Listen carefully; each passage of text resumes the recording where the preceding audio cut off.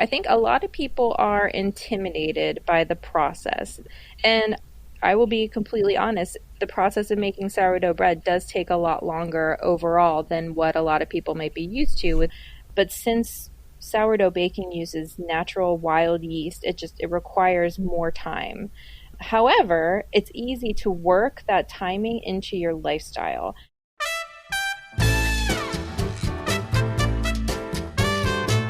I'm Robin Sussingham, and this is The Zest. Citrus, seafood, Spanish flavor, and Southern charm. We're all about food in Florida.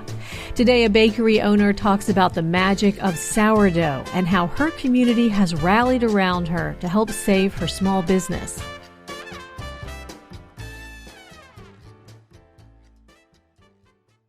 Support for the Zest podcast comes from Seitenbacher brand natural foods like muesli cereals, oils, oatmeal, energy bars, gluten-free fruit gummies for the kids, organic coffee, and more. Available in supermarkets, health food stores, or online at Seitenbacher.com.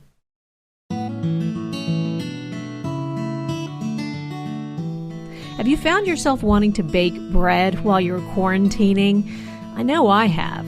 And Christina Cann, owner of Gulf Coast Sourdough, says it's a real thing. Hundreds of people have asked her for some sourdough starter over the last several weeks. Part of the reason is that so many people are baking bread right now that there's been a run on instant yeast at the stores, and it's hard to find right now. But sourdough uses wild yeast for leavening, and wild yeast are all around us. Christina says eating sourdough bread is like taking a bite of history. We do everything with sourdough. All of our loaves are sourdough based. Everything we do, even the sweet things that we do, we make cinnamon rolls, we make brownies, we make chocolate babkas. They are all just leavened with sourdough starter. So it's all we do. Oh, so tell me about sourdough. What makes sourdough different than other kinds of bread?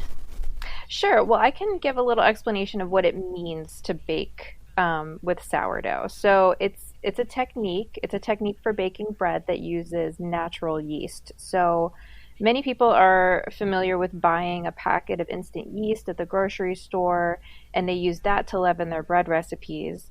Sourdough baking is different. We don't use those packets of yeast or things like that. Instead, we use yeast that lives in the natural environment all around us. So we all know that there are microscopic organisms living all around us. Now we know that more than ever. And one of those organisms is called wild yeast. One of the good guys. Right, exactly. One of the good guys. One of the things that's beneficial to us as humans. So what a sourdough baker does is we catch wild yeast to make a sourdough starter, and then we incorporate that starter into our bread recipes and bake bread that way.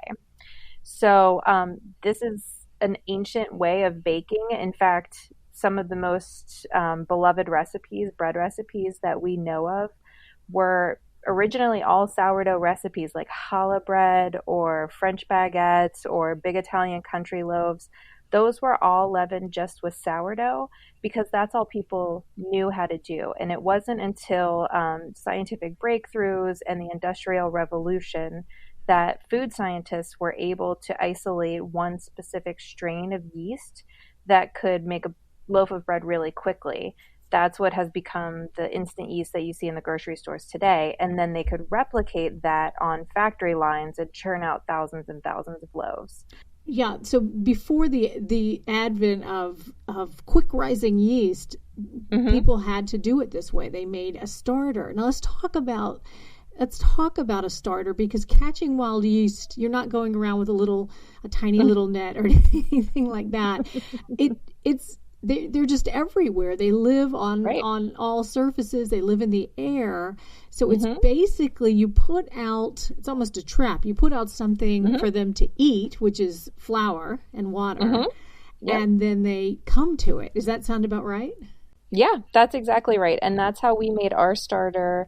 I think it's been 11 years now that we've had our starter. And that's what we did. We put a mason jar out with a mixture of equal parts flour and water, and we just left it on our kitchen counter for a couple of days. And then eventually we saw some bubbles in it. So we knew that we had caught the wild yeast. Describing it as a trap is actually a really good analogy for it, because you're trying to entice the wild yeast to come into this mixture of flour and water, which then they start to eat, and then they start to populate within it. And you just keep feeding it. It becomes kind of like a pet. We have a name. Ours is named Bilbo, after the Lord of the Rings character. You named your starter? We have had Bilbo for 11 years now. He's older than both of our children. So, okay, once you have starter too, it's not like you can just make it and forget it. You have to feed it. You have to take care of it. So tell me about that process. You do. And I think a lot of people tend to be intimidated by the idea of caring for a sourdough starter. They kind of see it as maybe this giant undertaking, and they have enough stuff to worry about, and they don't want to worry about one more thing. But sourdough starters are actually very forgiving. We regularly have our starter at home. Like, we have a lot of starter that we go through every day at the bakery, but we have a starter at home that we keep in our fridge for when we do want to do a little bit of baking at home. And you can leave it in the fridge for up to a month, completely neglected, completely unattended. And then when you're ready to start baking again, you can pull it out, feed it, revitalize it, and it's ready to go again. So it is like a pet, but it's almost like a very low maintenance pet. Chia pet. Yeah, exactly. Like, you don't have to be feeding it every 3 hours or every single day or anything like that. You feed it when you need it, and then you can store it when you're not. Well, so I'm one of these people who started panic baking. When the quarantine started, that's when I decided I needed to start learning how to make sourdough bread. And I made my starter. It only took 5 days for it to start bubbling. It was equal parts flour and water by weight. And then every day you feed it a little more. Anyway, by the 5th day, it was bubbling. It was looking great. It was rising. It was doubling inside. I can't tell you how excited I was. It's very exciting. It's so it's exciting. Like watching a birth. But I became overwhelmed because you have to discard half your starter. Otherwise, you're just having a tremendous amount of starter. And I hated discarding it. I thought, well, I'll just keep my old starter out on the counter. So then I had like 3 containers of starter, and then I became overwhelmed. I was making sourdough popovers. I did make a sourdough loaf of bread. But then I became I didn't feed it for 2 days, and it smelled really bad, and then it died. So, oh, no. Okay. Well, it wasn't in the fridge. It was just sitting out. Oh, I see. Okay. Yeah. So what did I do? I just let it die, because I guess it didn't have enough to eat. Sure. Well, a lot of people tend to have that kind of experience too, where they start it and then they quickly get overwhelmed, like you felt like with your starter. So yeah, we do have a lot of good tips for using that discard.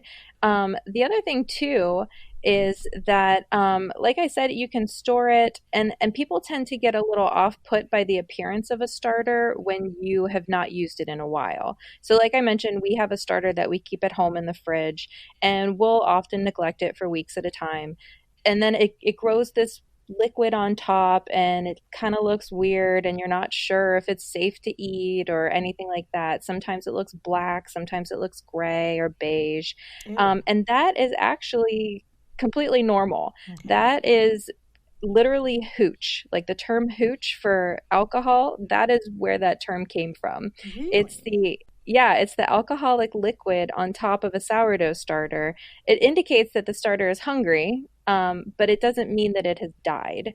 So what you can do, or what we do, is we just mix that right back into the sourdough starter and feed it again, the equal parts of flour and water. And then it's good to go. I mean, starters do die. There's not an immortal tip to a starter, but overall, and you can tell. I mean, it smelled bad, and so I threw it out. And I do want to give it another try, but this time I think maybe I should just put it in the fridge until I actually want to bake. Yeah, and especially when it gets to that point where it's bubbling and it looks healthy, use it to bake, and then honestly feed it and put it in the fridge, and you can leave it in there. We've left it up for a month or so without having to worry about it. We often describe our sourdough starters as a bear. So, a bear hibernates during the winter. That's when your sourdough starter is in the fridge during the cold winter. And it wants to be fed right before it goes into the fridge. So that's when you would feed it right before it goes into hibernation. And then when you pull it out of the fridge, you feed it again because it's going to be really hungry after hibernation too. But then, all summer and spring and fall long, the bear is doing what it's supposed to be doing. And then you feed it again and it goes into hibernation again. Why do you love sourdough bread? You've got a whole business. It's your life. What is it? What is it that has just enthralled you to this type of baking? So there are a couple of different reasons. The first is that sourdough baking just has a depth of flavor that you just can't find when you're baking with instant yeast. People love our cinnamon rolls at the bakery. We are kind of famous for our sourdough cinnamon rolls. And they tell us they're so different from any cinnamon roll that they've ever had in the past. And it's because of the sourdough that's in the cinnamon rolls. It develops the flavor, it stays with you, it stays on your tongue longer, and it's just incomparable when you compare it to a cinnamon roll that's made with instant yeast. The other thing that is really appealing to me is that when you take a bite of sourdough bread, it's like taking a bite into history. Like I mentioned before, humans evolved with sourdough. Ancient recipes were all sourdough based, and that's just the way that we were meant to eat bread. There are so many people today who have issues with a type of gluten that is found in mass-produced breads, but we have a really devoted following of people at the bakery who are sensitive to breads with the instant yeast and the quick gluten, but they can eat our long fermented sourdough breads with no issue. And it's because we use these ancient processes to make breads that humans were meant to eat. So it's delicious, it's better for you, it's all around superior to baking with instant yeast. Does it matter what kind of flour you use? I was stuck at home quarantining, and so all I have is all-purpose flour, and I made it with that. It was delicious. It turned out great, but it didn't, it wasn't whole wheat flour. It didn't, it looked like white bread with a great crust, honestly. So do you find that the type of flour you use is important? What do you use? We use unbleached and unbromated flour. So we use King Arthur brand at the bakery. Luckily, King Arthur also has a availability in grocery stores during normal times. And those are the key things that you want to look for, unbleached and unbromated. When people try to bake sourdough with flour that has been bleached, it tends to not work out well. I won't say it never works out, but the sourdough starter needs a more pure flour, a more whole flour, one that hasn't been as chemically processed. So we use unbleached, unbromated flour, and we use bread flour. I think the King Arthur sells their bread flour in stores. Gold Medal also has one that's called Better for bread flour, and those ones are the more high gluten flour. When you bake with a high gluten flour for bread, it helps to provide the structure in the bread so that it doesn't collapse and so that it proofs and rises properly. But all-purpose flour works well as well. If that's all that you have on hand, you can make a delicious loaf of bread using all-purpose flour. Whole wheat flour is great too. You can incorporate whole wheat. You can incorporate other whole grains. There's a lot of interest in other grains like rye or einkorn or spelt. These are all whole grains that you can easily incorporate into sourdough baking. They love that too. In fact, when you use more whole wheat flour for your sourdough baking, you tend to get a tangier flavor because the sourdough starter loves those more unprocessed flours, which is what whole wheat flours are. Okay, because mine wasn't very sour at all, which I loved because I don't particularly like the real sourdough. Sure. But that is that why? Because I didn't use the whole wheat. The whole wheat may make it a little more of that traditional sour flavor. Yeah. When you mentioned using all-purpose flour and it made kind of like a really nice, delicious white bread with a great crust, that's exactly what all-purpose flour would be meant to do with a sourdough starter. It may have had like a mild, very mild tang or something like that. If you had used bread flour, it probably would have been even a little bit more tangy just because of the high gluten content. But then if you use whole wheat flours or like einkorn or spelt or rye or those other things as well, that's where you get the tangiest flavor. So the more whole the grain, then the more tangy your recipe will come out. Okay. All right. So what is your biggest piece of advice to someone who wants to try this, who wants to get started baking sourdough? Sure. I think a lot of people are intimidated by the process. And I will be completely honest, the process of making sourdough bread does take a lot longer overall than what a lot of people might be used to with baking with the instant dry yeast. Yeah. Yeah, so, if you think of a factory-produced white bread, those machines are mixing and baking bread in an hour, and their dough is more like a soupy batter than it is a bread dough. But since sourdough baking uses natural wild yeast, it requires more time.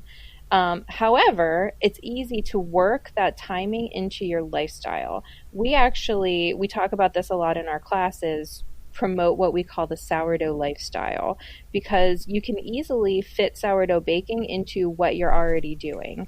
A lot of the process is hands off, so it takes maybe like 5 or 10 minutes to mix up your recipe, and then you let it rise for several hours, but that's all unattended time.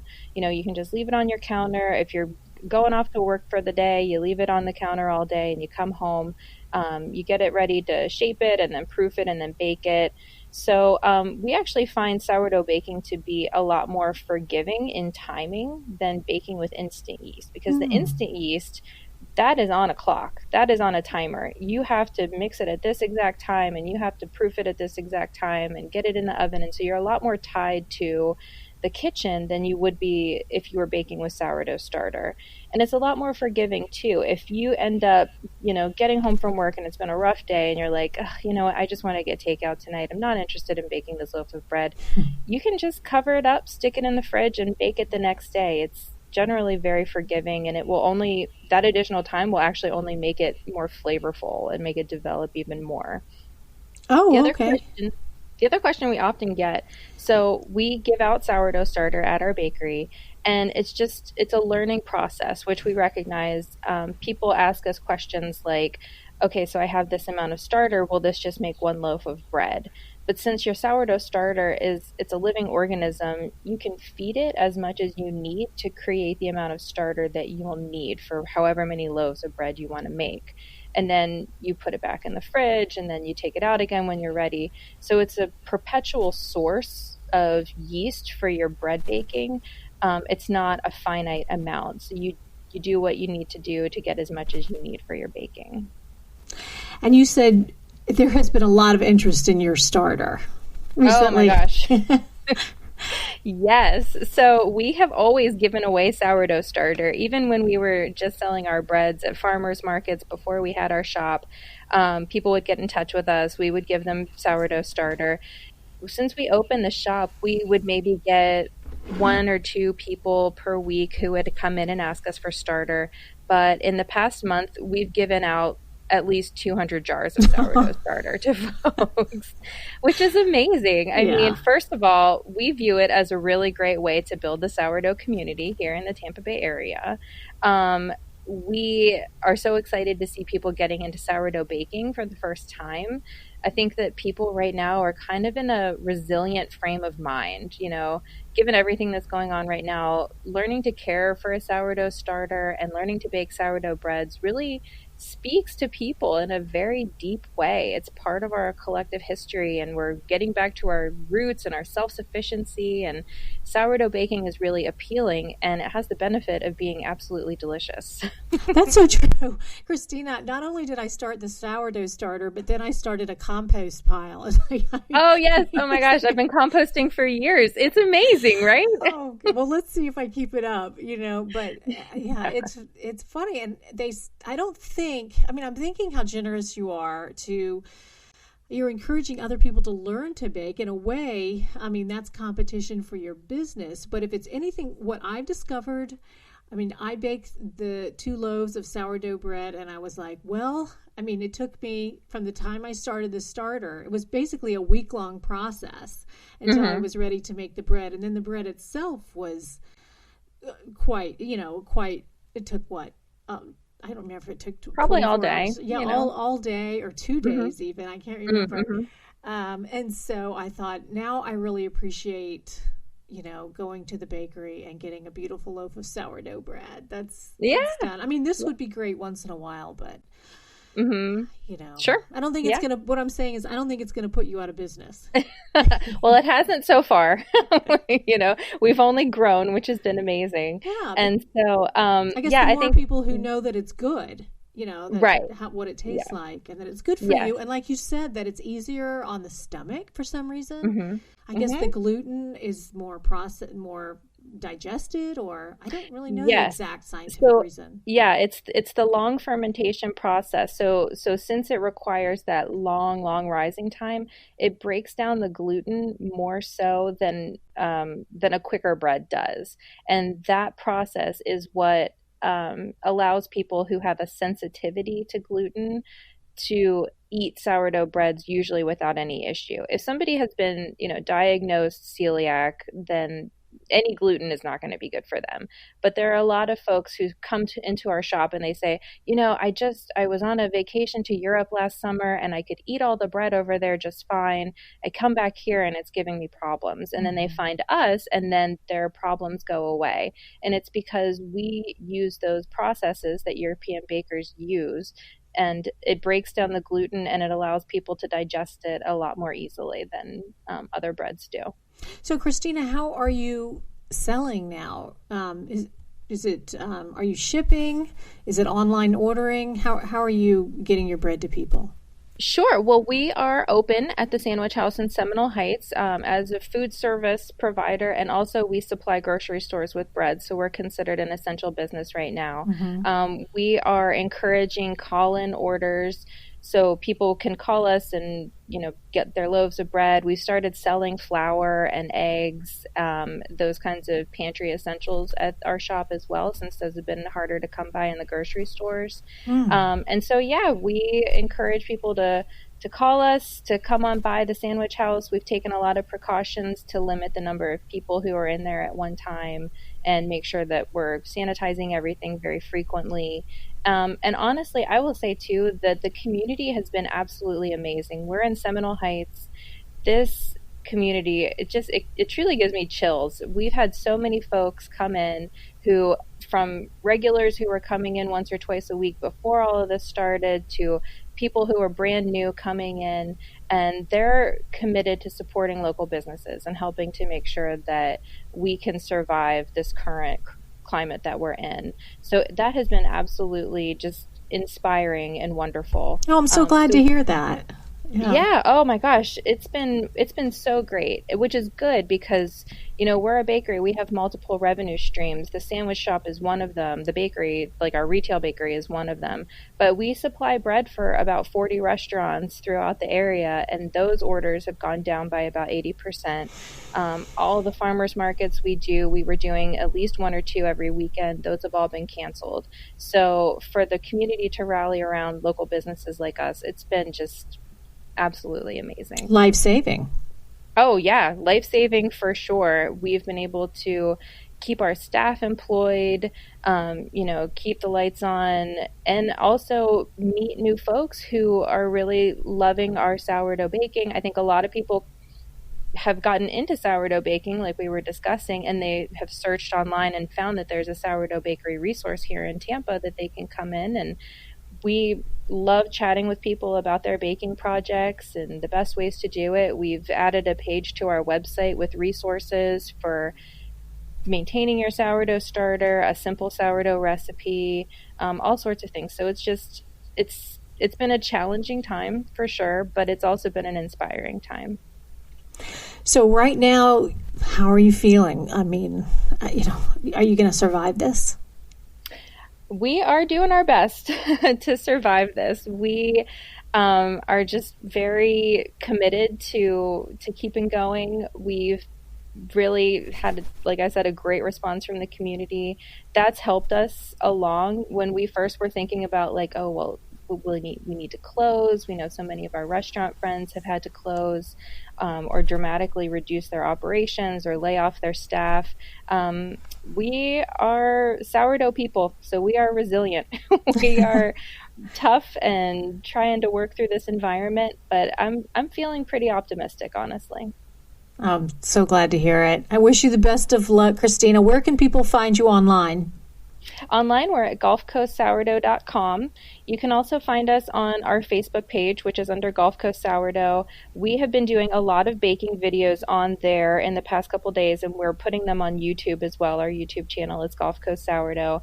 And the videos that we're doing them from our home kitchen in our bungalow in Seminole Heights. We have 2 young daughters. We have a 7-year-old and a 3-year-old, and they are in the videos with us, mixing up their dough and asking us questions in the middle of things. So we're trying to help people not be so intimidated by the sourdough baking process and see that they can do it even if they've got little ones running around or they feel like they don't have time to take this on. We try to help people understand that this is something that you can do, and we're here to help you along with it. That was Christina Cann, owner of Gulf Coast Sourdough. You'll find Christina's recipe for sourdough bread on our website, thezestpodcast.com. Coming up next week, we talk about real Florida cracker cooking and get the lowdown on sweet potato pie. Don't miss it. You can subscribe for free wherever you get your podcasts or at thezestpodcast.com. I'm Robin Sussingham. Dalia Colon and I produce The Zest for WUSF Public Media. Our contributors include Janet Keeler, Mark Hayes, and Cheyenne Jaglal.